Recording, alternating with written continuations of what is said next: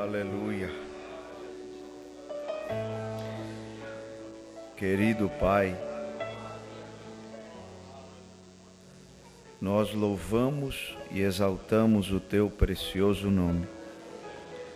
Glória a Ti, Senhor.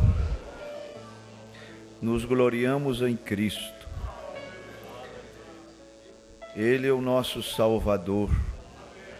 Nosso braço não pode nos salvar. A salvação vem do Senhor, do começo ao fim. Pedimos mais uma vez, ajuda-nos nesta tarde, seja com todos nós, em nome de Jesus Cristo, por causa dele, Senhor. Amém. Amém. Boa tarde, irmãos. No precioso nome de Jesus. Vamos ler a palavra e, como foi dito, vamos dar continuidade à mensagem desta manhã. Vamos ler em 1 João, uma escritura muito conhecida, capítulo 5, verso 8.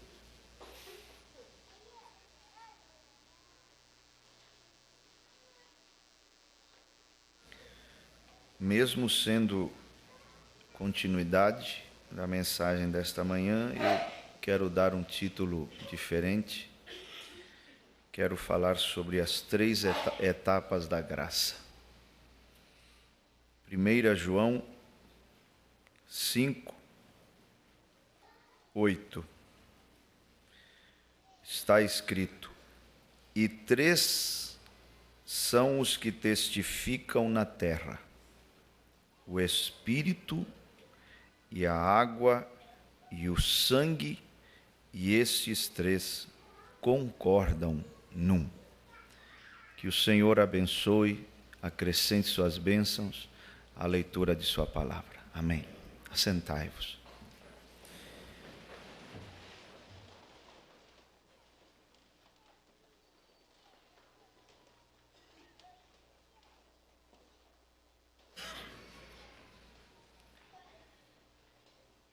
Vamos abrir a Bíblia em 1 Coríntios 2, quero começar por aí.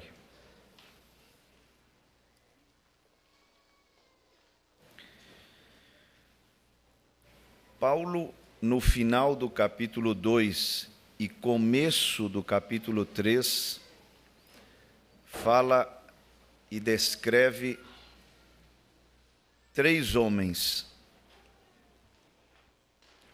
No verso 14 do capítulo 2, ele fala sobre o homem natural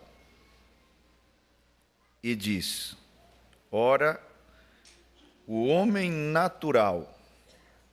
Quem é o homem natural? É o homem não regenerado, que não nasceu de novo. É o ímpio, é o homem do mundo, o homem não nascido de novo, certo? E ele dá as características do homem natural e diz: o homem natural não compreende as coisas do Espírito de Deus. Não só não compreende, mas lhe parecem loucura.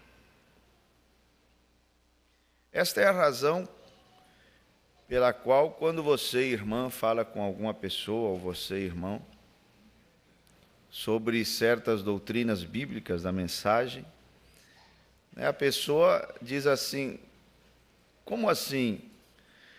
Quer dizer que na sua igreja as mulheres não podem cortar o cabelo? Mas que loucura!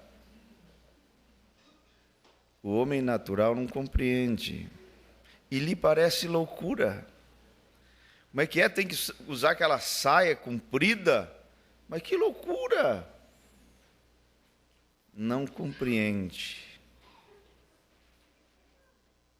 E não só não compreende, mas lhe parece loucura. Por quê? Olha como continua o versículo dizendo: não pode entendê-las, ou não pode entendê-las, porque elas se discernem espiritualmente. E o homem natural está espiritualmente morto. Quando eu digo que o homem natural está espiritualmente morto, não estou dizendo que ele não tem espírito. Não estou falando da inexistência de seu espírito. O homem natural tem corpo, alma e espírito como nós. Só que espiritualmente, essa parte do seu ser que lhe foi dada para contatar com o mundo espiritual, e portanto com Deus, que é espírito, essa parte aí está em problemas por causa do pecado. E ele está impedido de ter um relacionamento, uma comunhão com Deus. E não só essa comunhão está impedida, mas também o entendimento das coisas espirituais. Também ali há um problema. Também lhe traz problema nesse aspecto ter um espírito morto ou estar espiritualmente morto. Já no verso 15, Paulo fala de outro homem, aquele que é renascido, e o chama de homem espiritual. O que é espiritual discerne bem tudo, e ele de ninguém é discernido. Porque quem conheceu a mente do Senhor para que possa instruí-lo, mas nós temos a mente de Cristo. O que é ser um homem espiritual?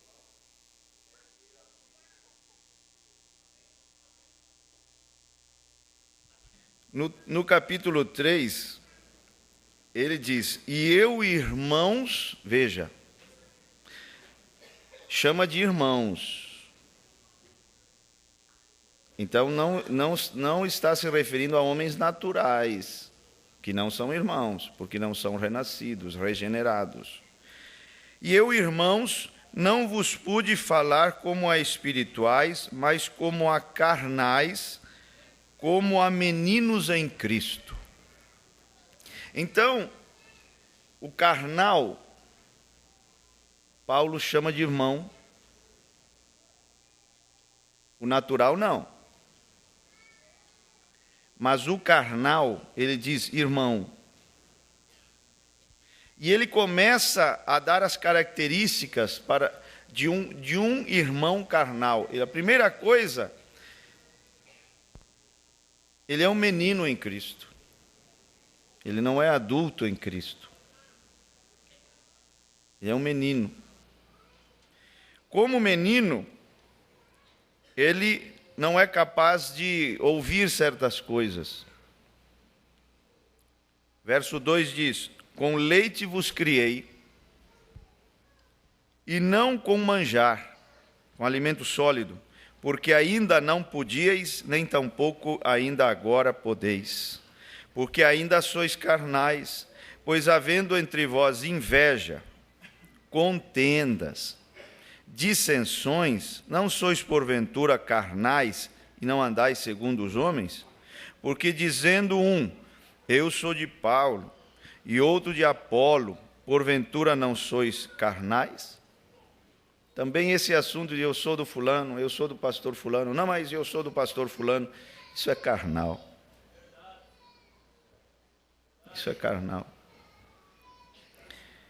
Então, aqui eu quero começar e também recapitular alguns pontos da mensagem desta manhã. Existe no homem natural uma incapacidade espiritual para ele se voltar para Deus. A incapacidade, a impotência espiritual do homem natural é total. Quero que você preste muita atenção, não se distraia, olha para cá, olha para mim e presta atenção nisto que vamos falar nesta tarde. Essa é a razão pela qual o profeta diz: nenhum homem busca a Deus. Na condição natural, não regenerada, espiritualmente morto, o homem não pode vir a Deus e não quer Deus. Não pode e não quer. Foi exatamente isso o que Jesus falou no capítulo 6, verso 44 de João. Ele diz: ninguém pode vir a mim se o Pai que me enviou não o trouxer. Olha bem, presta atenção, vamos devagarzinho aqui. Ninguém pode. Poder para vir para Deus, se voltar para Deus. Ninguém. Então, como é que as pessoas dizem assim: não, Deus me escolheu porque Ele viu que eu aceitaria a mensagem? A eleição não se deve a uma fé prevista, mas justamente o contrário. É por causa de uma incredulidade prevista, porque ninguém pode. Se Deus não correr atrás, se Deus não te tocar, se Deus não trabalhar na tua vida, se Deus não te chamar, você não vem. Ninguém pode. Ninguém significa ninguém. Não é alguns, quase todos, é ninguém. Então, olha o que o profeta diz nesta mensagem aproximação, no parágrafo 18. E no finalzinho do 17. Não havia maneira pela qual o homem pudesse ter acesso. Assim que teve que ser a misericórdia de Deus. E isto era Deus chamando o homem: Adão, onde estás? Veja, não foi, diz o profeta, o homem que levantou as suas mãos e saiu correndo pelo Éden dizendo: meu Deus, onde estás? Foi o contrário. Não é o homem que busca a Deus. Porque ninguém pode vir a mim se o Pai não o trouxer. Na mensagem Som Incerto, o irmão Brana diz assim: eu faço melhor com as minhas pregações, mas as minhas pregações não salvam ninguém. Ouvimos os cânticos e os músicos, né? Oram e buscam a Deus e tudo, e cantam e tudo, mas canções não salvam ninguém. Se o Espírito Santo não o trouxer, se o Pai não o trouxer, pode ser a pregação mais maravilhosa, mais profunda e mais tremenda do planeta. A pessoa não vem. Quantas vezes nós tivemos essa experiência? Você ouve uma pregação, diz: me dá uma cópia desse DVD do pastor Febrônio ou do pastor tal, porque se a fulana tem que ouvir, e se a fulana ouve, aí ela vai, né, mudar e vai se converter, vai vir para o nosso meio, porque foi tremendo. Aí você pega a cópia, leva lá. 2 dias depois aparece lá na casa da pessoa, e aí? Pensando que ela quase vai pedir o batismo para você. Bom, tá, mas a senhora gostou? Não, gostei. Tá, mas e... Não, boa. Ninguém pode, irmão. Se o Espírito Santo não estiver trabalhando junto com o DVD, não há conversão. Se o Espírito Santo não estiver trabalhando, se movendo, ungindo aquela voz, não há edificação espiritual. O cantor pode, com a sua bela voz, até te arrepiar, te emocionar, mas edificação espiritual é outra história. É algo que vem somente pelo Espírito Santo. Ninguém pode vir a mim se o Pai que me enviou não o trouxer. Aí é onde eu entendo o que é a perfeita debilidade, que é mais difícil de ser atingido pelos que têm dons naturais. Dons que vêm com o primeiro nascimento, com o nascimento natural, como, por exemplo, uma bela voz. A pessoa corre o risco de se apoiar na beleza da sua voz quando canta e nem ora para Deus abençoar aquilo. E até quando canta, ela emociona e as pessoas choram e tudo mais, mas não passa disso. Isso não é edificação espiritual.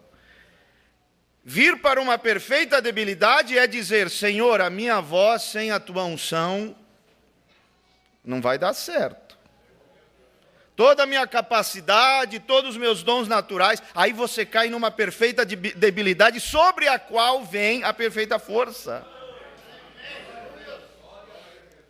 Essa dependência, é como ouvíamos hoje pela manhã, o que são as duas árvores? A árvore da vida é uma vida de dependência, é uma vida que depende de Deus. A outra árvore é a árvore da independência. Você faz as coisas sem depender de Deus. Você alcança seus desejos e tudo o que você quer e tudo, e não preciso de Deus. Eu tenho a minha inteligência, eu tenho a minha capacidade, eu sei fazer as coisas. Você está na árvore errada. Todos nós dependemos de Deus. Olha, eu vou dizer uma coisa, que grandes verdades, simples, mas poderosíssimas, foram ditas pelo pastor aqui. Porque nem ímpio não enriquece se Deus não quer. Você acha que a riqueza, até a riqueza dos ímpios, quem é que dá para eles? Então não ponha nenhuma empresa, nada na frente de Deus, porque você vai quebrar a cara. Nenhuma empresa, nenhuma firma, nem nada, são apenas meios. Deus é a fonte, nunca esqueça disso. E às vezes nós confundimos os meios com a fonte. Aí Nabucodonosor, não, eu que fiz, meu braço, minha inteligência. Ah, é? Deus fez ele pastar 7 anos. Até que você reconheça que os reinos da terra são governados pelo grande rei do céu.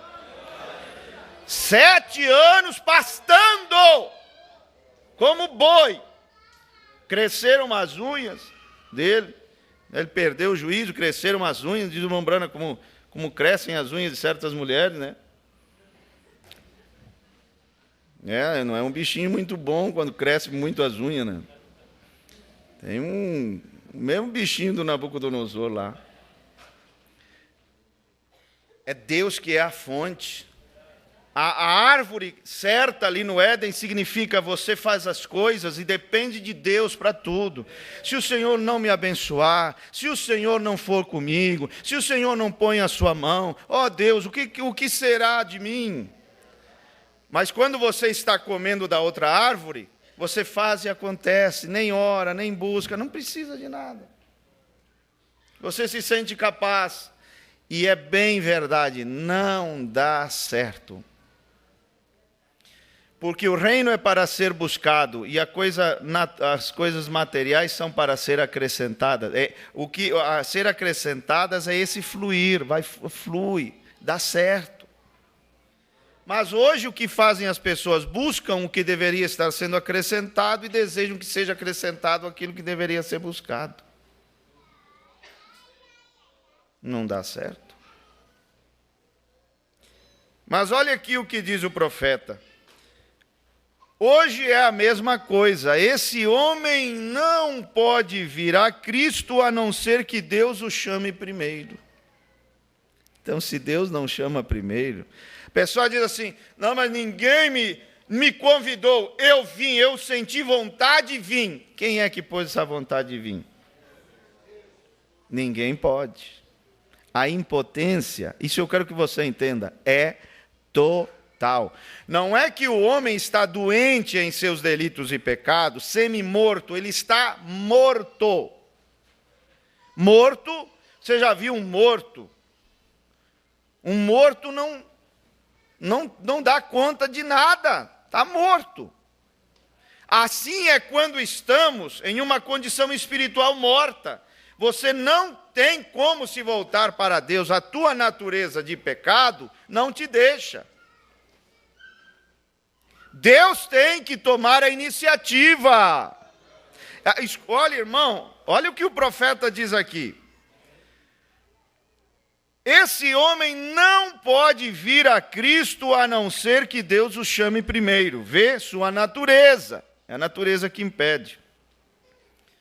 Você acha que essa natureza pecaminosa gosta de igreja, de culto, de orar, de cantar, de pegar um violão e louvar a Deus?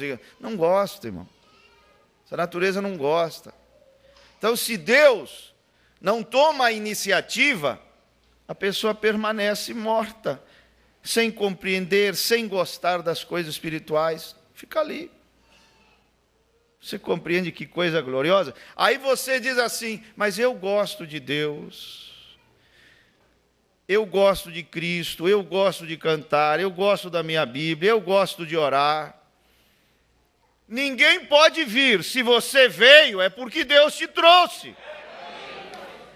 E se Deus te trouxe, é porque Ele começou em você uma boa obra.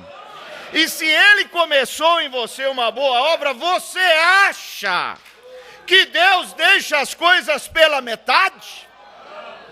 Que Ele é como o homem da parábola que começou a edificar e ficou só no alicerce? Aquele que começou em vós a boa obra, há de aperfeiçoá-la até a vinda de Jesus Cristo.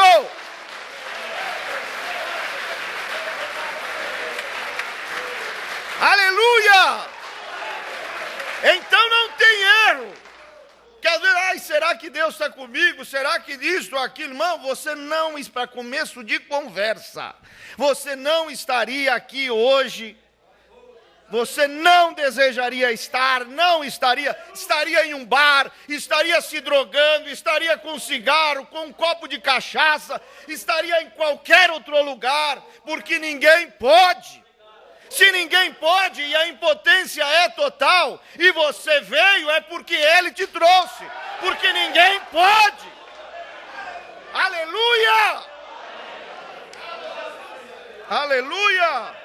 Não pode vir a Cristo a não ser que Deus o chame primeiro. Se você teve alguma natureza, algum pensamento acerca de algo, acerca de aproximar-se de Deus, isto é Deus lidando com você. Até assim uma faísquinha, um pensamento de algo acerca de Deus, aquilo é porque Deus tocou no coração.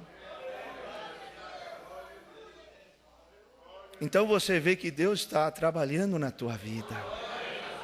Você não poderia estar aqui se Deus não te trouxesse, irmão. Se Deus não estivesse trabalhando na tua vida. Um pensamento até. Ó. Isto é Deus lidando com você, isto é correto. Porque Jesus disse, nenhum homem pode vir ao Pai, ou vir a mim, a não ser que nós não podemos vir a Deus. A menos que seja através de Cristo, isto é correto. O Espírito Santo tem que nos chamar primeiro, ou jamais... Olha, escuta. O Espírito Santo tem que nos chamar primeiro, ou jamais pensaremos coisa alguma acerca disto. Então você vê que a nossa condição é horrível. A condição de um homem natural.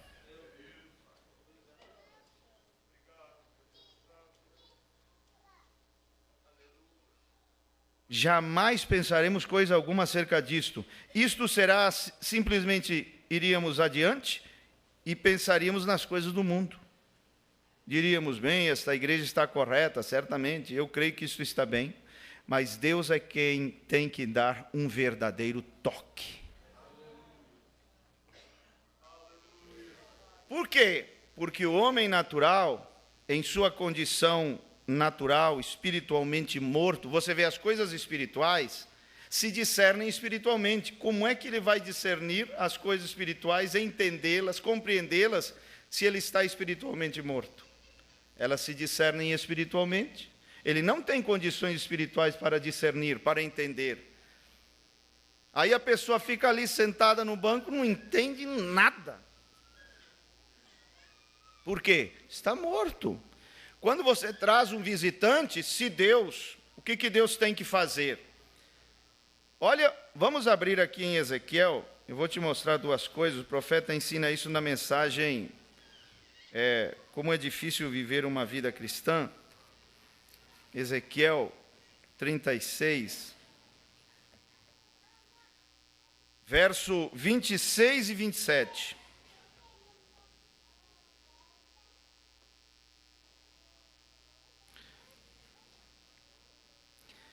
(36, 26 e 27) diz assim: e vos darei um coração novo, e porei dentro de vós um espírito novo, e tirarei o coração de pedra da vossa carne, e vos darei um coração de carne.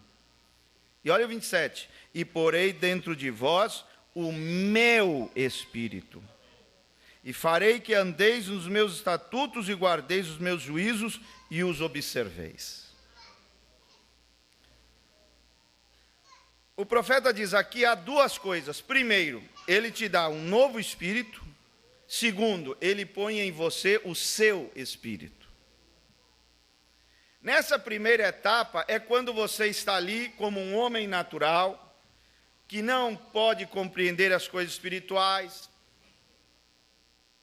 mas de repente ali chega o Espírito Santo, que é o Espírito da vida, e sopra sobre o teu espírito, vivifica você espiritualmente. Você estava morto espiritualmente, sem condições. Aí Paulo diz, ele vos vivificou, estando vós mortos. Quando ele sopra vida sobre o teu espírito, quando ele vivifica o teu espírito, te dá um espírito novo, revive, ressuscita, vivifica, como você queira chamar. Aí você começa, estou entendendo. Gostei disso. Ali você passa a gostar de coisas que você não gostava. Ali você passa a entender coisas espirituais, coisas que você não entendia. Com esse espírito novo, quando ele te vivifica espiritualmente. Essa questão de não é o homem que busca a Deus, é Deus quem busca o homem, está na Bíblia, sabia? Olha o que diz Paulo em Romanos 3, verso 10. Como está escrito, não há um justo, nenhum sequer. Não há ninguém que entenda, não há ninguém que busque a Deus.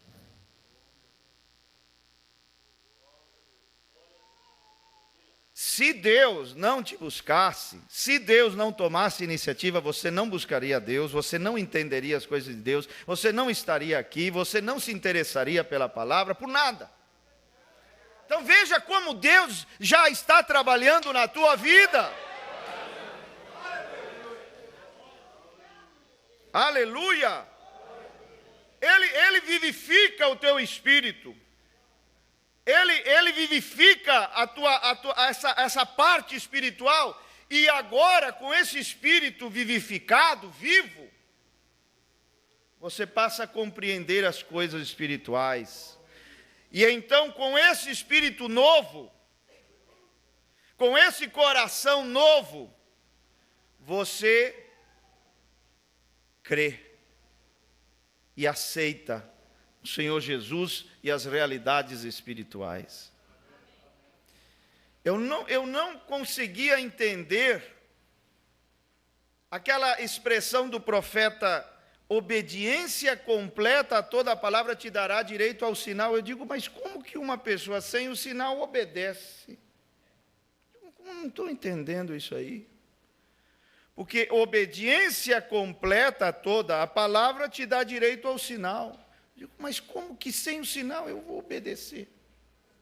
Então eu entendi, ali em Ezequiel 36, que primeiro ele te dá um espírito novo, antes de te dar o sinal, porque o sinal é quando diz, porém, em você o meu espírito, aí é o sinal.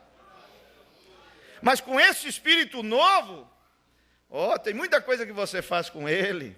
Com esse espírito vivo, agora você começa a comer, a se alimentar, e essa nova natureza aí começa a crescer dentro de você. Um bebezinho espiritual, espiritualmente agora você está vivo, porque Ele soprou em você. E olha, escuta, e com esse coração novo, com esse espírito novo, com esse espírito vivo, você aceita as coisas espirituais que antes você não aceitava, recebe, crê, se arrepende, tudo com esse espírito novo. Mombrana diz assim no parágrafo 74 da estatura do varão perfeito: você não pode ter fé sem nascer de novo.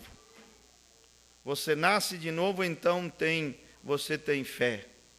Tem muita coisa que eu não entendia, né? Porque eu sou meio lerdinho para entender as coisas. Eu estudo e procuro entender as coisas. Eu nunca gostei de ser papagaio, irmão. Nunca gostei. Nunca gostei. Eu gosto de ser águia. Assim, eu não saio assim, se eu não entendo. Você percebe isso, irmão. Você ouve uma pessoa, você fica ali olhando, você sabe se ela entende do que está falando ou é um papagaio. Você percebe isso. Ou se ele está falando só parágrafos bonitinhos que ele achou na mensagem, decorou, e essas coisas assim. Então, eu procurei entender essas coisas. E eu entendi, leia a mensagem, porque é difícil viver uma vida cristã. Ele fala exatamente essas coisas. E em outras, né? E em outras mensagens. Então, com esse espírito novo, você começa. Aí é onde você, com esse novo coração, com esse novo espírito, com esse espírito vivo, então você, não, eu aceito Jesus. Não, eu quero Jesus. Eu aceito. E quando você crê no Senhor Jesus, você é justificado. Você não recebe o Espírito quando crê. Isso foi uma discussão que o irmão Brana sempre teve com os batistas, né? Que diz, quando você crê, você recebe o Espírito Santo. Não. Você é justificado quando crê. Mas a pergunta apostólica sempre foi esta, como ali em Atos 19. Recebestes o Espírito Santo depois de ter crido? Quando você crê, você é justificado. E esse coração novo, e apesar da justificação ser pela fé sem as obras, esse espírito novo e essa regeneração, esse novo coração, torna-se não só aquilo que te dá natureza para aceitar a Cristo e ser justificado, mas também isso torna-se o início da santificação. Com esse coração novo, você vai se libertando das coisas erradas. Tudo tem um início, é um fiozinho de água. Você pode ainda não ter o seu espírito, mas você já não é a mesma pessoa agora que você se tornou crente. Um novo coração está ali. Teu espírito não está mais morto, está vivo. Alguma coisa está diferente dentro de você. Que coisa maravilhosa. Então você crê, e quando você crê, e aqui eu quero que todos vocês, por favor, abram a sua Bíblia em Romanos 4, que aqui eu vou entrar em um assunto bem profundo e maravilhoso. Paulo, quando pregou sobre isso, em Romanos 4, ele foi muito mal entendido quando ele pregou a justificação pela fé sem obras. dentro do perímetro da justificação, que é essa primeira etapa da graça, que o Mombrano chama a primeira etapa da graça, não são levadas em conta as tuas obras. Nós vimos isso hoje pela manhã. Por quê? Porque Deus exige perfeição absoluta. A coisa tem que ser perfeitinha. E você não tem como oferecer perfeição absoluta para Deus te aceitar. Ele não aceita nada menos do que perfeição absoluta. E nós vimos hoje que as nossas justiças são como trapo de imundície. E para quem não estava hoje pela manhã, trapo de imundície, meu irmão, que é o que assim é comparado a nossa justiça, em nossos termos modernos, trapo de imundície é um absorvente usado. É isso que é o teu melhor. Como é que Deus vai aceitar isso? A Bíblia tem umas expressões. Eram os panos que as mulheres usavam em seus períodos de menstruação. E Isaías comparou a nossa justiça a isso. Um trapo de imundície.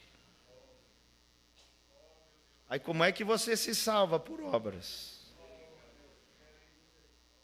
Não tem jeito, irmão. Não tem jeito. Nosso problema, foi dito isso hoje, deixa a Bíblia aberta aí em Romanos 4, eu já vou entrar no assunto. Nosso problema com o pecado não é superficial, é mais profundo do que se pensa. Porque nosso problema com o pecado começa na nossa concepção.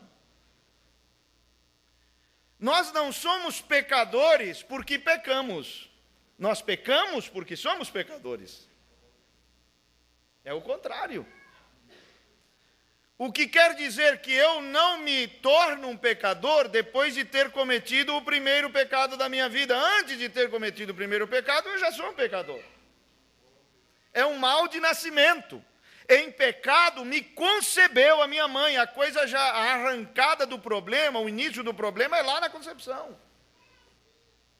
Começa tudo errado. E você pega e olha para aquele bebezinho, a coisa mais inocente do mundo. Você não poderia acusá-lo de um adultério, você não poderia acusá-lo de uma mentira que ele disse, você não poderia acusá-lo de uma cobiça, de nada. Mesmo assim, ele é um pecador. Ele não se torna pecador, até ali ele não é, e depois que ele comete a primeira mentira, o primeiro pecado da vida dele, aí torna-se o pecador. Não, assim foi com Adão, mas não é assim conosco. Adão tornou-se pecador, nós nascemos pecadores, formados em iniquidade. Aí a pessoa diz, eu vou parar de fumar, eu vou parar de beber cachaça. É como eu disse hoje, tudo bem. Existem pecadores que fumam, você é um pecador que não fuma, só isso.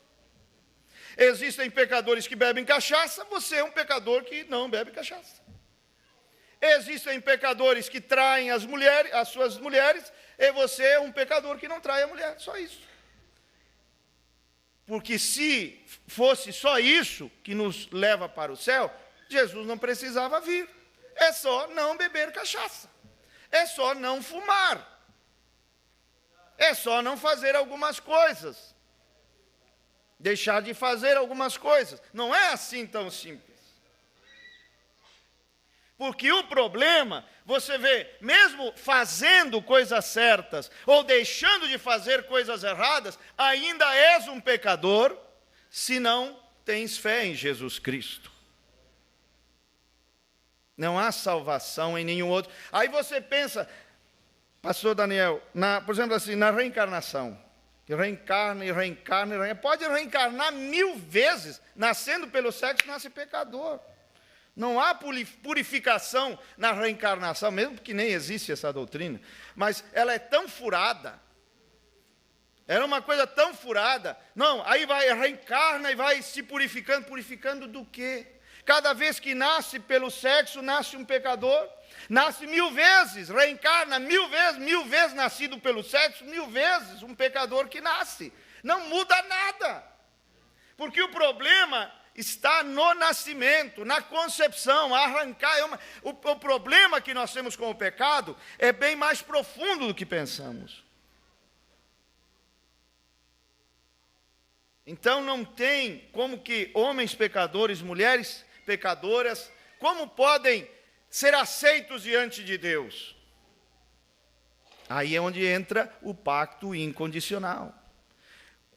Primeiro Deus fez um pacto condicional com Adão e exigiu do homem, de Adão.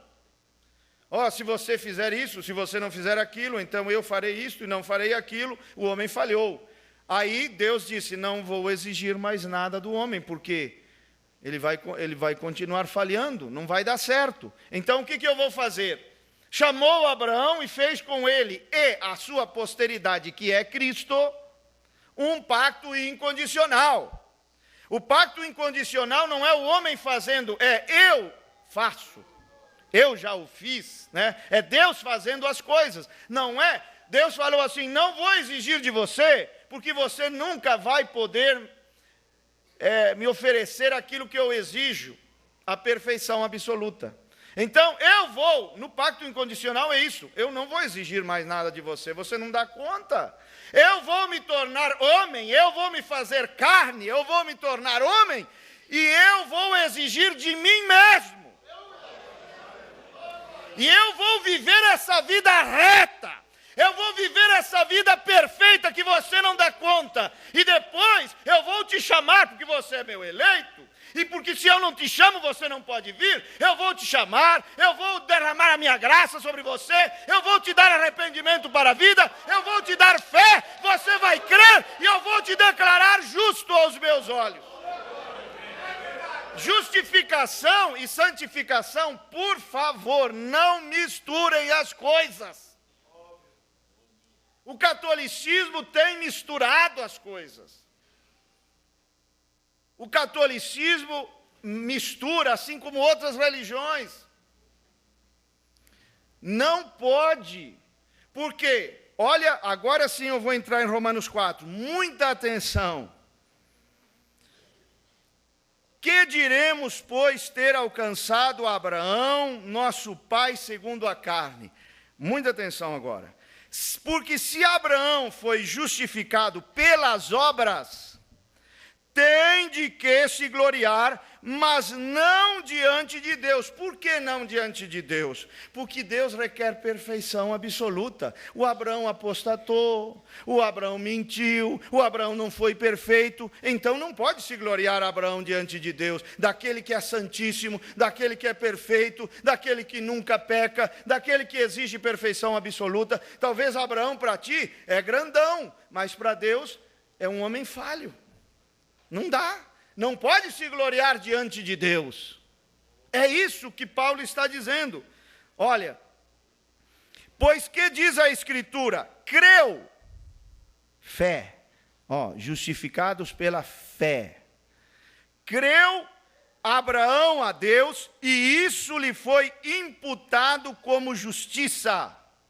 Ora, aquele que faz qualquer obra, fazendo coisas, fazendo coisas, obras. Aquele que faz qualquer obra, não lhe é imputado o galardão, segundo a graça, mas segundo a dívida. O que quer dizer isto? Quer dizer o seguinte, você trabalha numa firma, e quando vem o salário, depois de um mês de trabalho, aquilo não é um presente que a firma te dá. Ela tem uma dívida com você porque você trabalhou. Se a firma não te paga 2 meses, você diz, a firma me deve 2 meses de trabalho, de salário.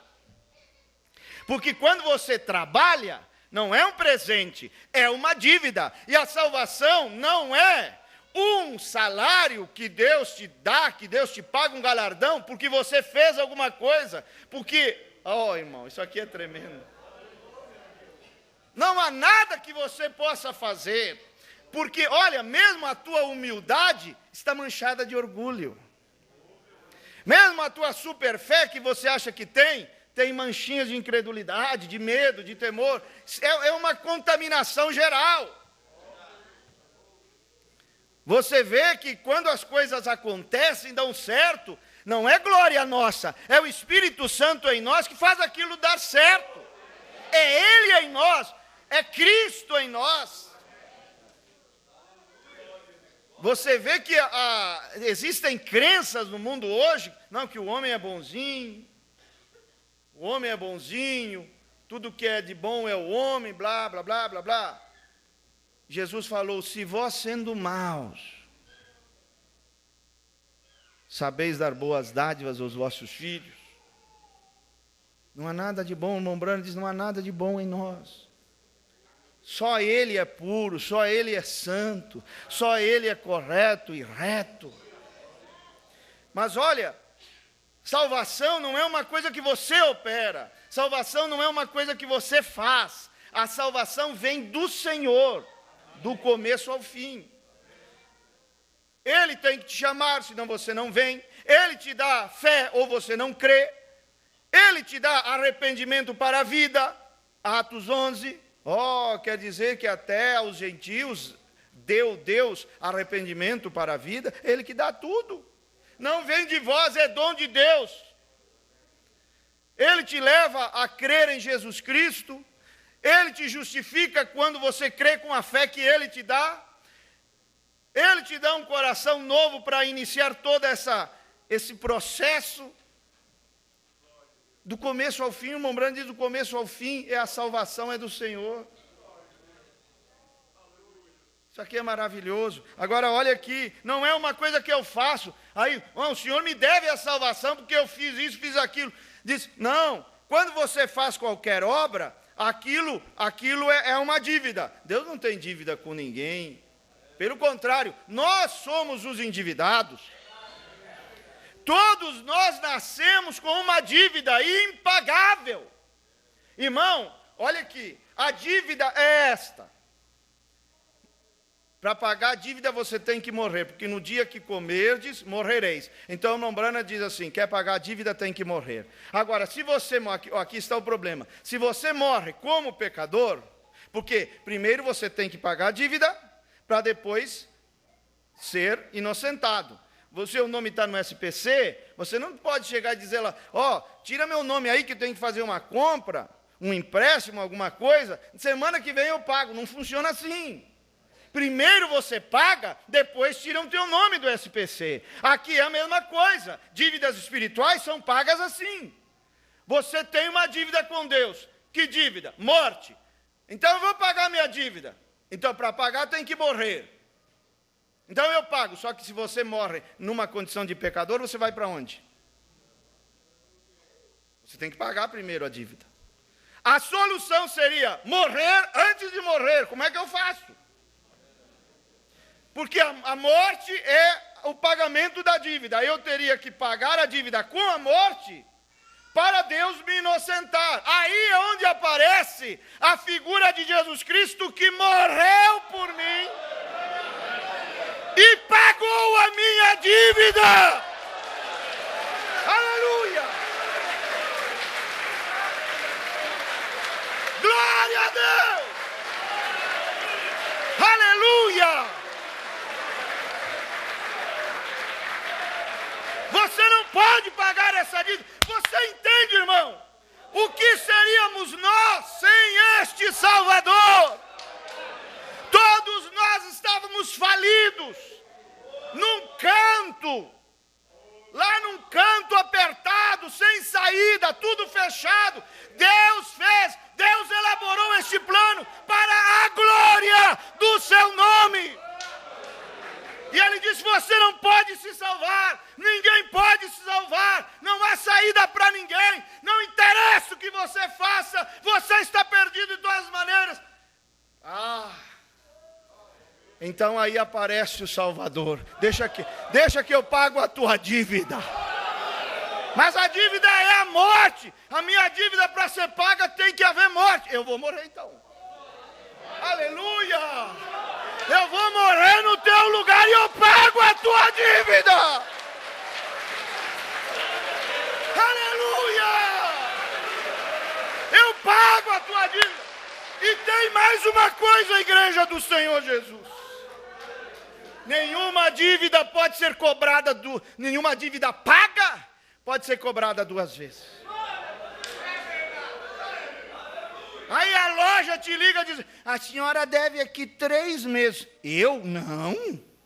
Deve porque aparece no sistema. Não, eu tenho os comprovantes. Mando por fax ou apareço na loja. Eu paguei. Vocês não podem me cobrar de novo. Ele pagou a nossa dívida. Ele morreu a minha morte. Por isso diz que quando ele morreu, aquela era a minha morte. Era a tua morte. Ali, quando você crê nisso, a tua dívida é paga. A tua dívida foi paga em Cristo. Quando ele morreu, você morreu. Quando ele sofreu tudo aquilo, é como se você, porque ele é o representante. Que maravilha.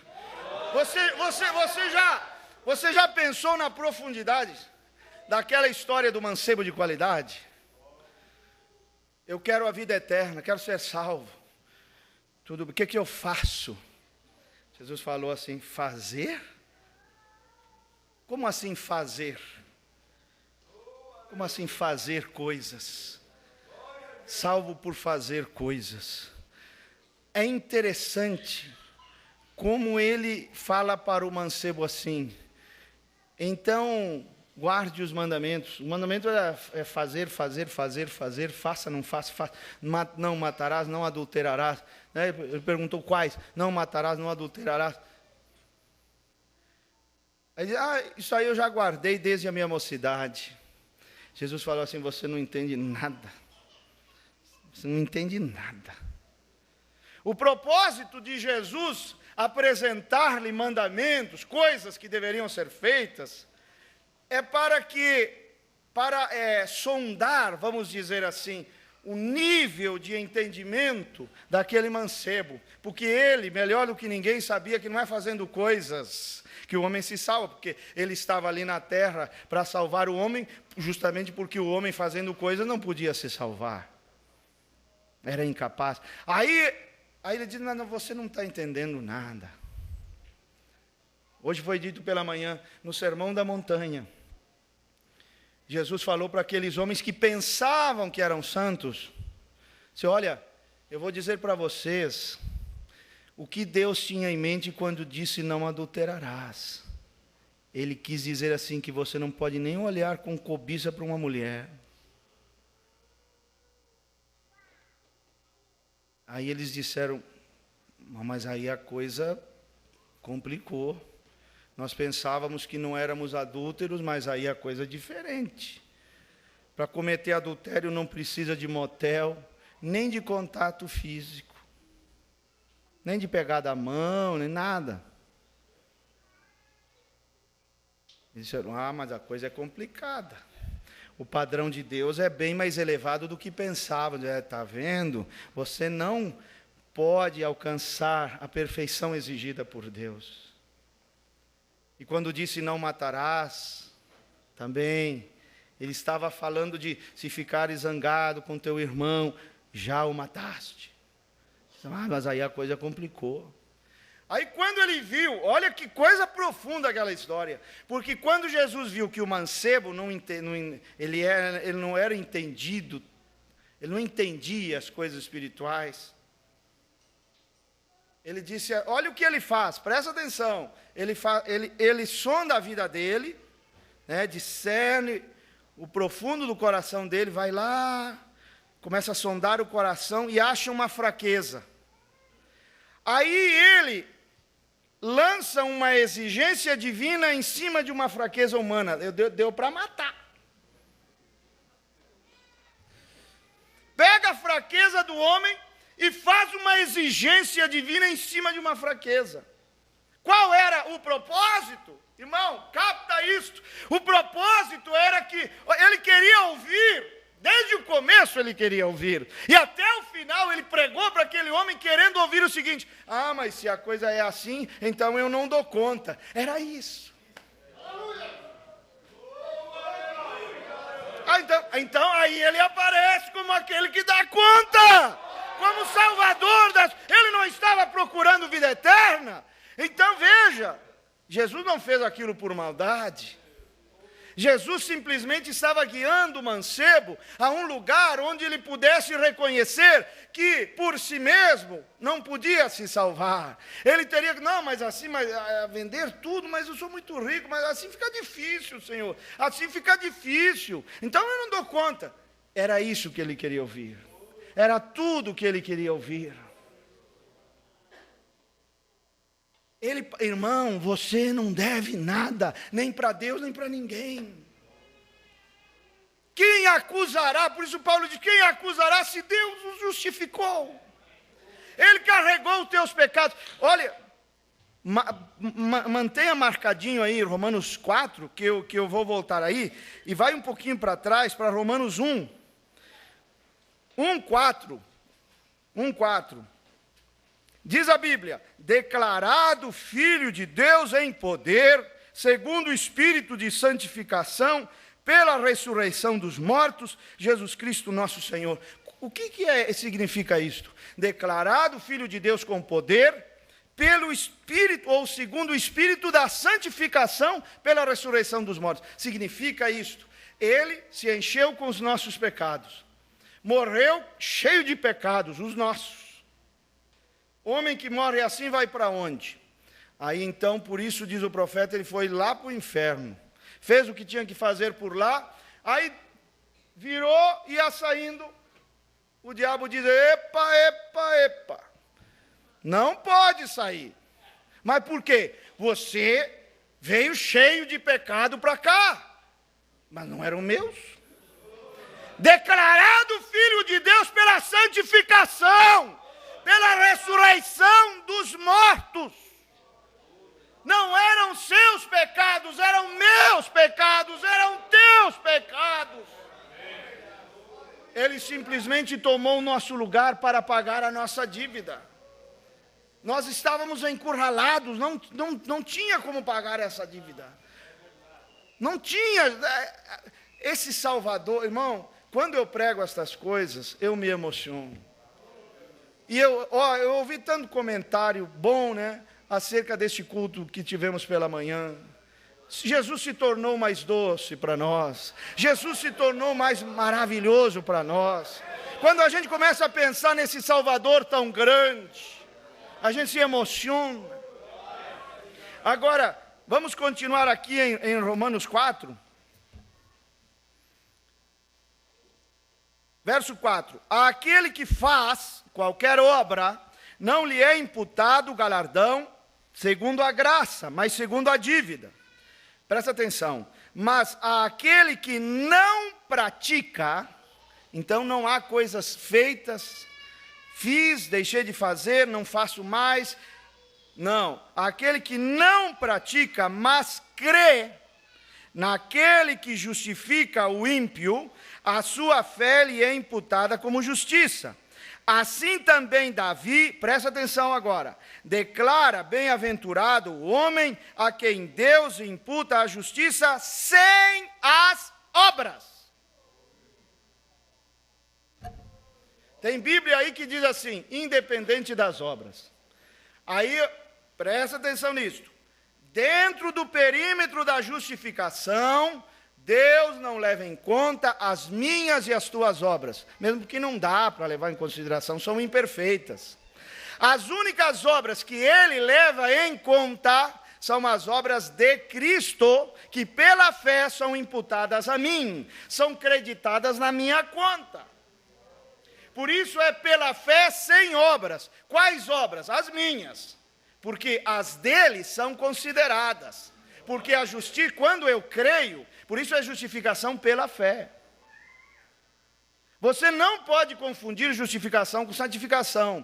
As obras aparecem na santificação. Vamos dizer assim, esse esforço, esforçai-vos, né? Esforça-te por agradar a Deus, esforça-te. Isso aí não é na justificação. Porque todo o teu esforço não vai te dar as condições, a base para Deus te aceitar, nenhum esforço. Você quer ver uma coisa aqui?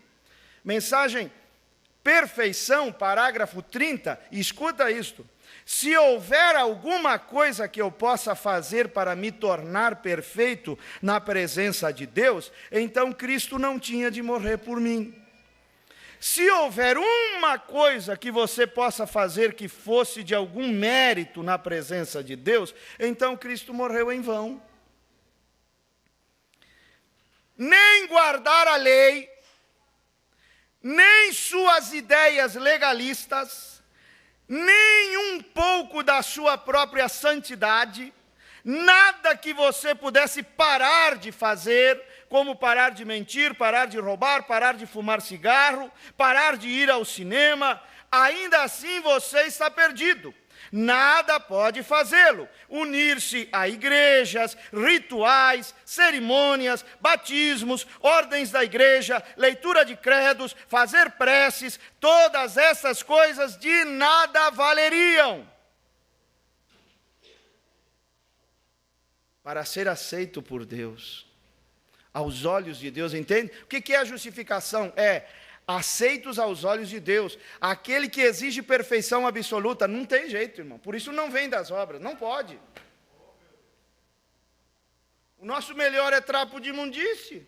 Como é que Deus vai me aceitar? Compreende? Nada que eu faça, de nada valeriam. Você está perdido. Você não pode fazer coisa nenhuma por si mesmo, pois é pecador sob condenação. E não há maneira em você, ou em algum credo, ou em qualquer coisa que você pudesse fazer, ou pensar por si mesmo, que pudesse ter qualquer mérito na presença de Deus. Porque, para começar, você é pecador.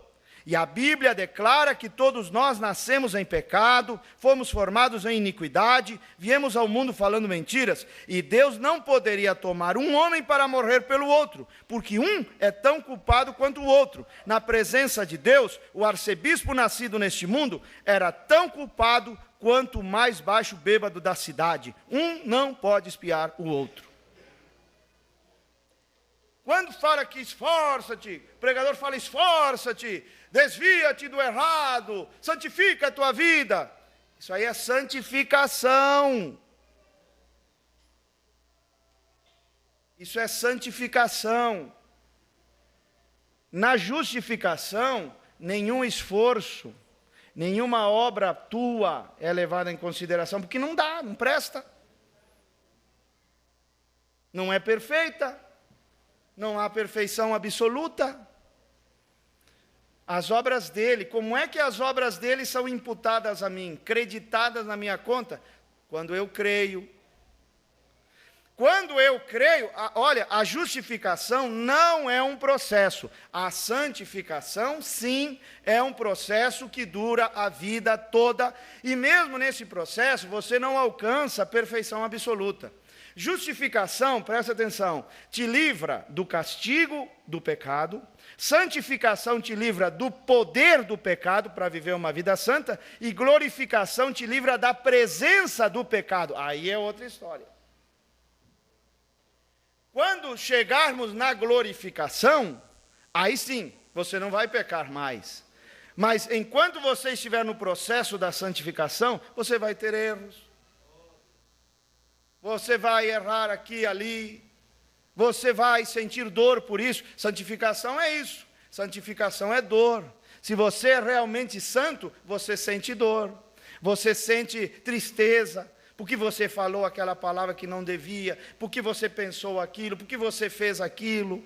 E aí essas obras, elas não são assim, perfeitas como as de Cristo, mas elas são fruto do teu amor e da tua gratidão para com Deus, fruto até da própria fé que te justificou, porque a fé viva produz obras, a fé sem obras não é morta. A fé que te justifica, se ela não desembocar, não tiver como fruto a santificação, ela não, nem te justificou, é uma fé morta, compreende? Você diz assim, mas como assim? Justificado sem obras? Sim. Dentro do perímetro, eu repito isso às vezes que sejam necessárias. Dentro do perímetro dessa primeira etapa da graça, Deus não leva em conta as tuas obras, porque é aos olhos dele. Ele só aceita perfeição absoluta. O que Deus pede de ti é o quê? Fé, que ele, até mesmo ele te dá para crer. Quando ele te chama, né? Quando ele te chama por causa da tua eleição, etc. Te dá fé, isto não vem de vós, é dom de Deus. Olha, eu vou ler aqui. Filadélfia 35, são os parágrafos. Eu sou tão grato, pois que minha santidade não é de mim mesmo. Eu sou feliz porque eu estou em Cristo, com todos os seus maravilhosos atributos de justiça imputados a mim, conferidos a mim. Bendito seja Deus para todos sempre. Então ele diz assim, obras é uma coisa ótima. Ele está falando da justificação, presta atenção. Obras é uma coisa ótima, mas elas não salvam. Por quê? Não há obra perfeita vinda de nós. Deus não pode aceitar. Por isso não vem das obras. Compreende? Hoje nós vimos isso, né? Efésios 2. Não vem das obras, 2:9. No verso 10 diz assim, fostes criados para as boas obras. Então foi o que eu disse, irmã, você não é salva porque não corta o cabelo. Você é salva pela graça, para as boas obras. Quer dizer, você não é salva porque não corta o cabelo. Você foi salva para não cortar o cabelo. Você não é salvo pelas obras, mas para as obras. Certo? Você é salva pela graça. Você é salvo pelo Senhor Jesus Cristo. Não é a saia que te salva, mas você foi salva por Ele para usar uma saia, para não cortar o cabelo, para não se pintar como uma Jezabel. Esses dias eu ouvi uma coisa uma menininha chegou para uma certa pessoa e disse assim, tia, uma menininha da mensagem, tia, está errado, sabe, se pintar. A Bíblia fala de uma tal de Jezabel, pintava as unhas dos pés, e os cachorros comeram toda ela, assim, menos as mãos e os pés, por causa das pinturas. E os cachorros não quiseram. Aí olhou para ela estava de calça também, e sabe, da pintura, eu lembro agora dessa calça, eu não sei se os cachorros comeram ou não. Não estou lembrado que a Bíblia fala. Se os cachorros comeram as calças de Jezabel, não estou lembrado. Mas as pinturas eu sei que é. Olha aqui. Obras é uma coisa ótima, mas elas não salvam. Elas não tornam você perfeito. É Cristo ou perecer. Que coisa, isso aqui é lindo demais, irmão. Sabe? Olha, tem tanta coisa boa para pregar, e começam, né, pregando tanta besteira, bobagem. Tem tanta coisa boa. Eu estou pregando coisa nova? Não é? Tudo isso aqui vocês já ouviram quantas vezes? Mas torna-se novo pelo Espírito, pela graça, pelo amor de Deus. São coisas que edificam, que ajudam, que te tornam melhor, que te apegam a Deus. Que é isso que importa numa pregação, que esse seja o fruto. Olha, é Cristo ou perecer, presta atenção, e não é nem mesmo Cristo e obras. Não é Cristo mais minhas obras. Não. Na justificação, são só as obras dele que Deus considera que são creditadas na tua conta. Justificação pela fé, sem obras. Que obras? As minhas. As dele é que contam, porque as dele são perfeitas. Compreendeu isso, irmã? É maravilhoso. É maravilhoso. Não é nem mesmo Cristo e obras, as minhas. É Cristo somente. Filadélfia 35. Nesta era de Filadélfia, começaram os anos do arminianismo, que não creem em Cristo como a realidade. O arminiano não cantam nada senão o sangue, porque canta nada senão o sangue e minha própria conduta. Está vendo? Aqui eles embaralham, eles confundem justificação com santificação. Não pode. Na justificação, a justificação, elas estão interligadas e tudo mais, tudo que você quiser. Mas dentro do perímetro da justificação não entram as suas obras em consideração, porque Deus só aceita perfeição. Por isso diz, o arminiano canta errado.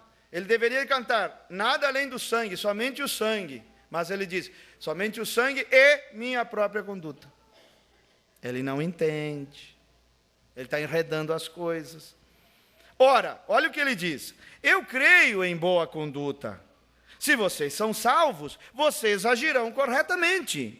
Já temos notado isso, mas deixe-me dizer-lhes agora, salvação não é Jesus e algo mais. O que seria esse algo mais? Será que um trapo de imundície poderia ajudar? Jesus e um trapo de imundície, aí você é salvo. Não dá, irmão. É uma loucura pensar desse jeito. Não é Jesus, salvação não é Jesus e algo mais, é Jesus somente. A salvação é do Senhor, do começo ao fim é toda de Deus.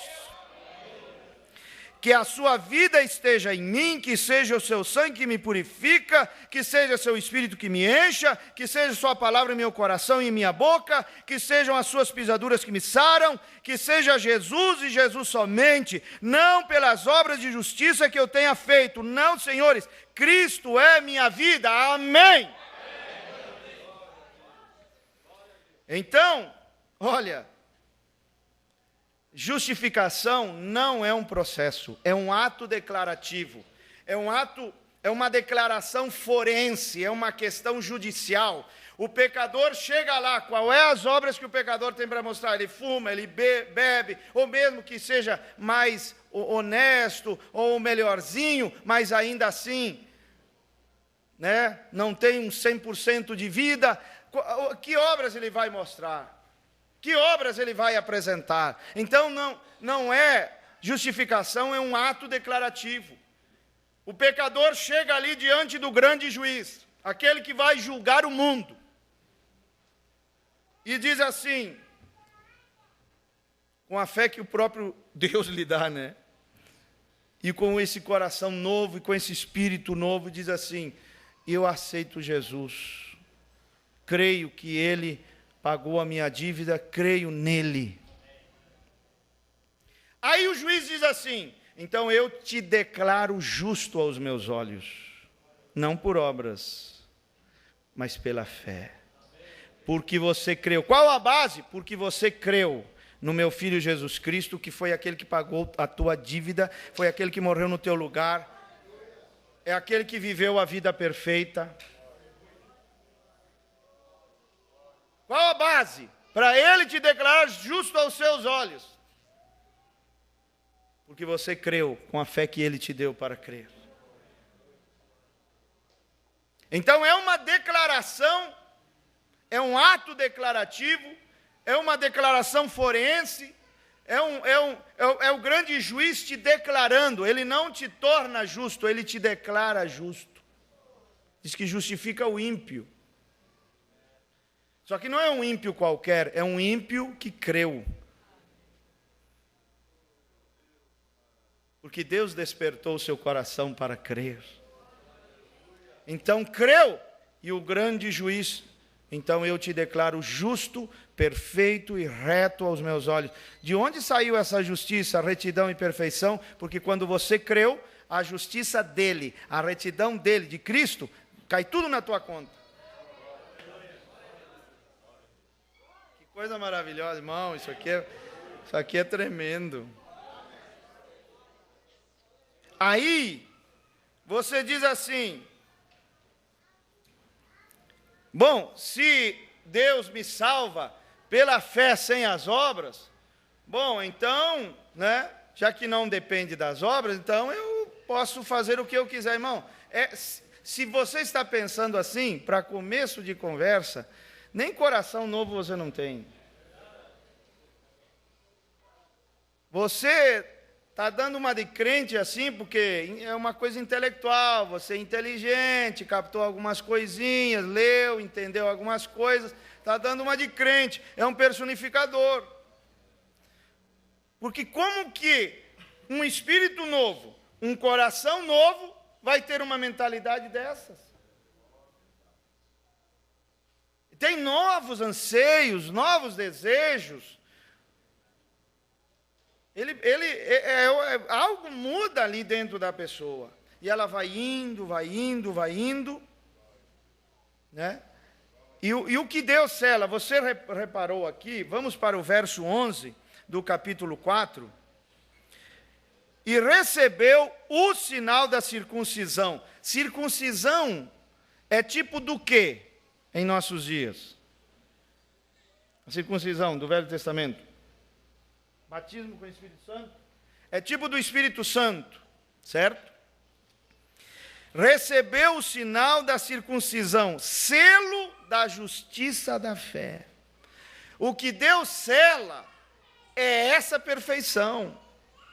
O que Deus cela é a justiça da fé, ou seja, a justiça que vem pela fé. Por isso, aí eu pude entender assim uma coisa, este entendimento, este profeta, este Paulo aqui, esse apóstolo, ensinava muito bem a sua igreja em seus dias, e essa é a razão que a pessoa batizava, impunha as mãos e recebia o Espírito Santo. Agora, anos e anos, e a pessoa nem sabe se tem Espírito Santo, se não tem. Uma coisa assim, que vai, não sei se tenho, não sei se não tenho. Mas quando você entende que o selo vem sobre essa justiça que se alcança pela fé, e se você foi verdadeiramente justificado, já tem aquele coraçãozinho novo que se torna o início da tua santificação. Paulo pregava, vocês imaginam o impacto que a pregação da salvação não pelas obras tinha naquele tempo, onde todo mundo procurava, cada judeu procurava se salvar fazendo coisas, através de legalismos. E olha que às vezes a coisa não está muito diferente. A coisa é mais um legalismo, e faça e não faça, e faça e não faça. Não, essas obras, elas têm que ser fruto de uma natureza nova. Não, eu sou dizimista porque está ali, o mandamento, não sei o quê. Não. Você faz isso por causa da tua natureza. Vamos dizer, como Abraão. Abraão não tinha mandamento escrito, nem Bíblia não tinha. Mas era dizimista. Quer dizer, você faz aquilo, você vive tanto em contato com Deus que você come da sua natureza, bebe da sua natureza, vive tão próximo, você apanha o espírito que gosta de acompanhar. Assim como Eliseu, né? Acompanhou tanto Elias que pegou seu espírito, porção dobrada. Aí você caminha com Deus, caminha com a Bíblia, caminha com irmãos espirituais, você vai ver como você pega um espírito bom. Então, olha aqui. Ele recebeu o sinal da circuncisão, selo da justiça da fé. Abraão foi justificado, mas a circuncisão veio depois, porque é tipo do Espírito Santo. Você não recebe o Espírito Santo quando crê, mas recebestes depois de ter crido. A circuncisão veio depois dele ter crido.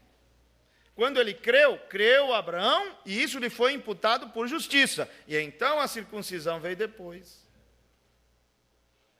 Isso aqui é a palavra. É Cristo, como diz o profeta, ou perecer.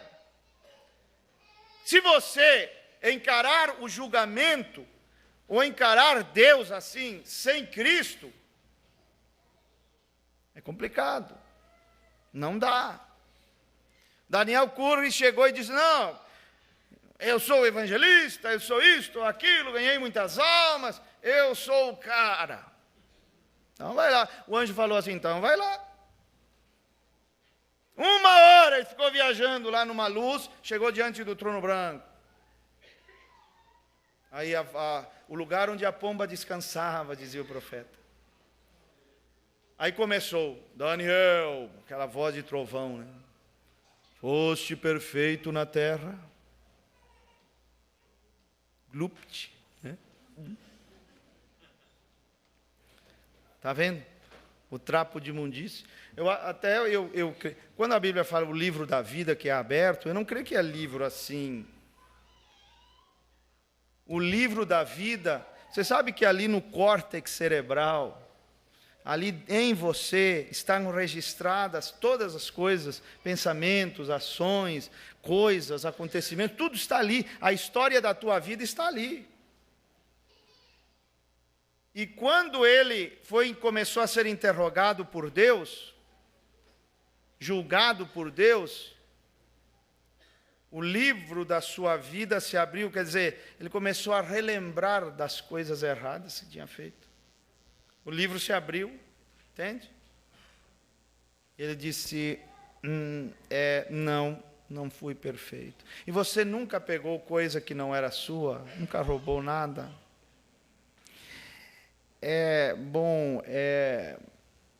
Não, eu tenho... Ih, já começou a gaguejar. Irmão, não dá. Não dá. Se você enfrenta o julgamento assim, direto, sem esse manto da justiça, sem essa justiça imputada, você está frito. Frito. Não dá. Aí quando ele pensava que iria ser morto e condenado, uma rajada daquela voz dizendo assim, então vá para o inferno, você está condenado. Aí apareceu uma voz, ele ouviu uma voz atrás, dizendo assim, Pai, olha o manto de justiça. Pai, é verdade que Daniel não foi perfeito na terra. É verdade que ele cometeu muitos erros, mas Pai, ele crê em mim. Ele crê em mim, ponha tudo de errado na minha conta, porque ele é um crente. Não é pouca coisa crer no Senhor Jesus. Aleluia! Aleluia!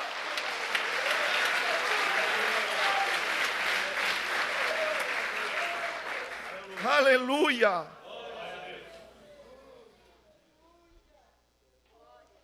Olha, sem essa voz, como é que você faz? Sem esse Cristo, como é que Deus vai te aceitar? Só as obras dele são perfeitas. Aí você vê, nenhuma religião pode salvar o homem. Nós não temos uma religião, nós temos um Salvador. Um homem que nos salvou, esse homem é o próprio Deus. Ali em Maria, não é que Deus fez um homem, ele se fez um homem. É como se você dissesse assim, se Deus fosse um homem, qual seria a cor dos olhos dele? A cor dos olhos de Jesus. E se Deus fosse um homem, qual seria a estatura dele? Seria altão, médio, baixinho? A estatura de Jesus. E se Deus fosse um homem, qual seria a cor da pele dele? A cor da pele de Jesus. Porque Deus se fez homem. Esse é o mistério da piedade. Como ouvimos esses dias atrás das 70 semanas de Daniel, lembra? Nessa 70ª semana, ela se corta pela metade, abre um parêntese para 7 eras, e fica 3 anos e meio de um lado e 3 anos e meio de outro. Nos primeiros 3 anos e meio, manifesta-se o mistério da piedade, que é Deus se fazendo homem. Nos outros 3 anos e meio, se revela o mistério da iniquidade, que é o homem se fazendo Deus, o anticristo. Nos primeiros 3 anos e meio, onde o mistério da piedade se revela, os judeus são cegados. Nos segundos 3 anos e meio da 70ª semana, onde se revela o mistério da iniquidade, os judeus têm seus olhos abertos, 144 mil são salvos. É belíssimo, é maravilhoso. Essa palavra de Deus, ela tem uma harmonia e uma profundidade fantástica.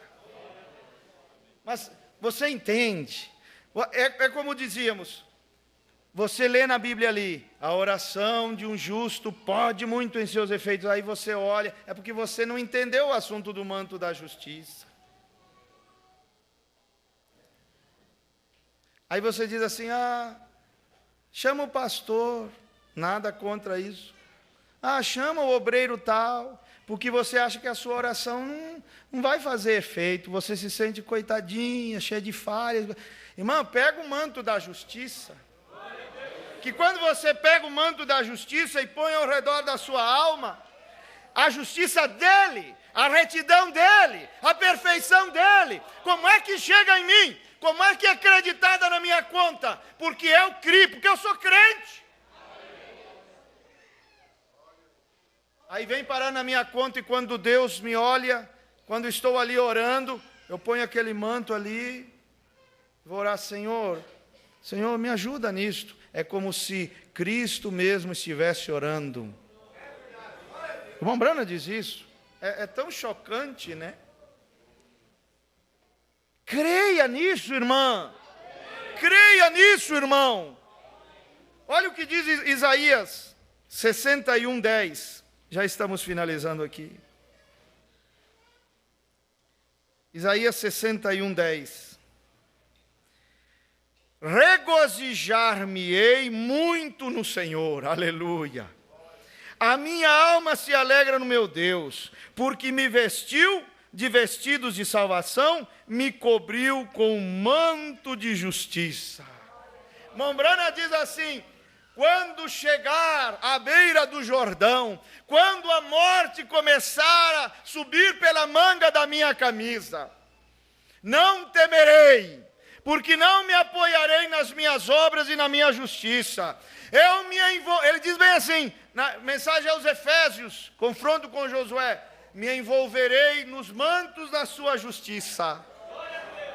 E direi, morte, venha, leva-me para mais perto do meu Deus. Isso aqui, mas isso aí é muito simples, pastor, nós precisamos saber assim, de mistério. Tem que sair um estudo para mostrar quantas penas tem as asas dos querubins. Se tem os querubins, tem os anjinhos, tem cachinho, não tem. Você precisa disto, irmão. Porque no momento em que você precisar, no momento em que você estiver à beira da morte, no momento você não vai... imagina uma coisa, um homem está ali morrendo. Pastor, irmão, o que eu faço? Aí você diz, e agora, como é que eu vou resumir a mensagem para salvar esse homem? Será? Vou começar assim, para explicar para ele que o Caim não era filho de Adão, quem sabe por aí? Ou o cavaleiro do cavalo branco de Apocalipse 6 não era Cristo, era o anticristo. Ou, puf, o homem morre.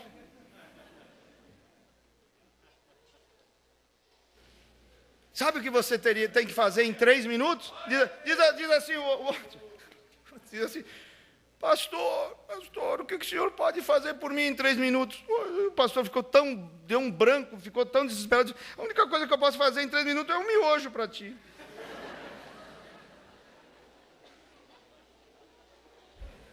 Leva 3 minutos. A pessoa fica perdidinha. Não sabe. O que você tem que fazer é dizer, olha, 3 minutos, há um Salvador, seu nome é Jesus Cristo. Aleluia! Aleluia! É um homem que pagou a tua dívida. Deus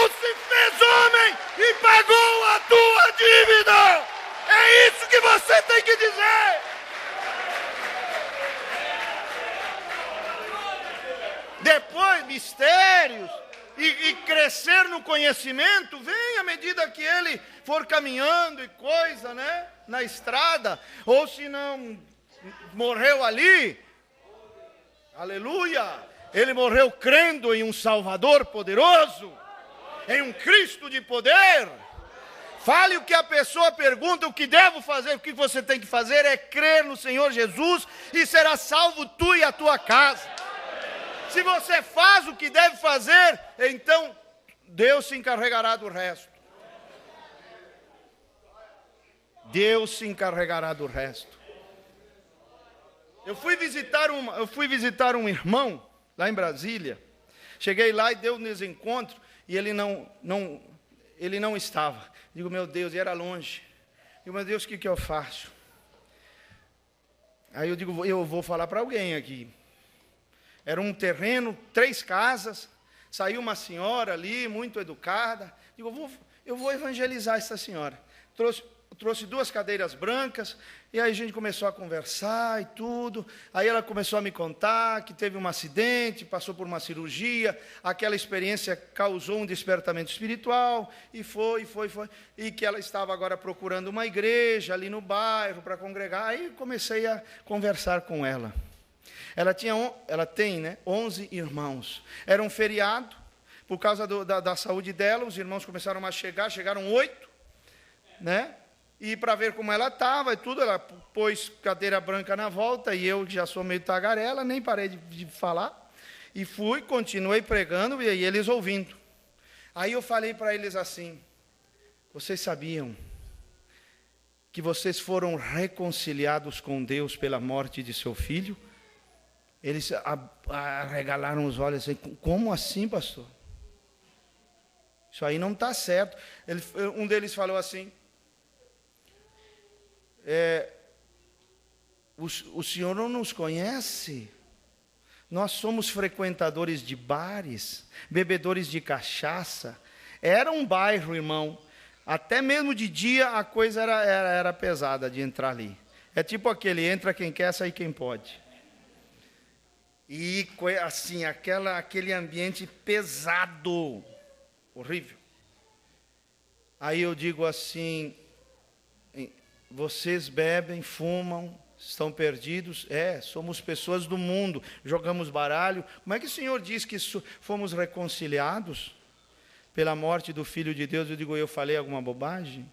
Aí abri a Bíblia em Romanos 5,10, onde Paulo diz, sendo inimigos, fostes reconciliados. O que é sendo inimigos? É sim, bebendo cachaça, no mundão, fostes reconciliados. Só que essas são as boas novas. Diz, que diferença dos crentes.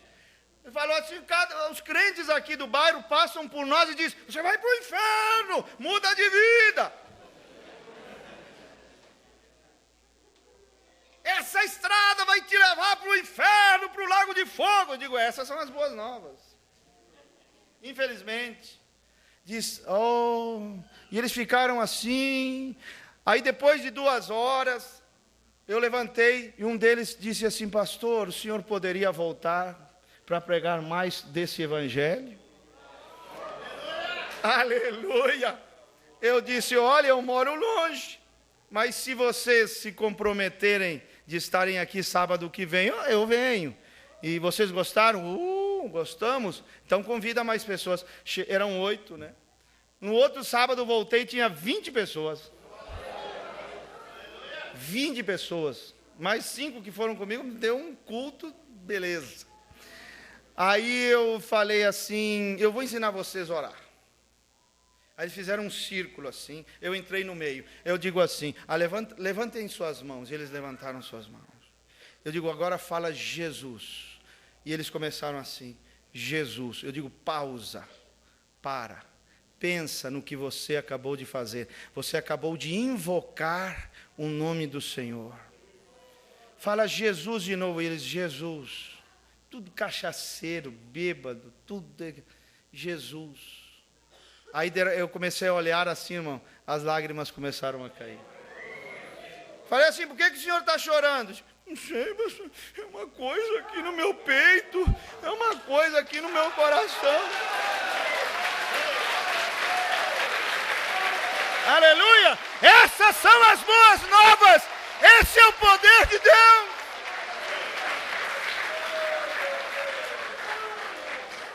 Aí comecei a batizar eles. Primeira que eu batizei foi aquela primeira senhora que eu falei com ela. Depois um dos piores irmãos dela batizou também. Depois o filho dela batizou também. Depois outra moça lá batizou também. E foi. E a gente continuou em evangelismos. Mas foi uma experiência maravilhosa. Maravilhosa. Jesus pagou a tua dívida. Se houver algum pecador aqui, se houver algum perdido, o irmão Brana diz, você não tem que ir para o inferno. Se você não crer no Senhor Jesus Cristo, você irá, claro. Mas você não tem por que ir para aquele lugar de tormento. Por quê? Porque a tua dívida foi paga em Cristo. E se você nesta noite crer no Senhor Jesus, o que vai acontecer é que o grande juiz, aquele que um dia poderá julgar a tua vida se você não crer, ele vai te declarar justo, perfeito, reto aos seus olhos. Como? Por quê? Porque você creu. E ele acredita na tua conta a justiça e retidão do Cordeiro de Deus, Jesus Cristo. Só Ele é perfeito, só Ele nunca pecou. Todos nós pecamos, estamos separados de Deus, mas veio aquele perfeito. Deus disse, não vou exigir nada de vocês, porque vocês não dão conta mesmo. Suas justiças são como trapo de imundície, eu não posso aceitar isso, então vou fazer um pacto incondicional, não haverá condições. O que haverá é o seguinte, eu me farei homem e eu vou exigir de mim mesmo, eu vou viver a minha própria lei. E depois eu pago a dívida de vocês morrendo no vosso lugar. E se vocês creem nisso, então haverá salvação para as vossas almas. Alguém poderia tocar ali um hino suave. E se houver alguém que não creu no Senhor Jesus Cristo em nosso meio, poderias vir aqui à frente publicamente, para dizer assim, não, eu creio, eu aceito esse Jesus como meu único e suficiente Salvador. Você não precisa de santos, de credos, de nada. Ele é o único mediador entre Deus e os homens. Há alguém aqui que viria para dizer, eu aceito esse Senhor. Vamos fechar os nossos olhos. Há alguém aqui que gostaria de vir à frente? Você diz, por que vir à frente? Porque a Bíblia fala de uma confissão pública. A Bíblia fala de, se me confessares diante dos homens, eu te confessarei diante do meu Pai. E sabe o que você vai fazer? Você vai pedir o batismo no nome desse Salvador, mostrando que você se identifica com Ele em seu sepultamento, morte, sepultamento e ressurreição.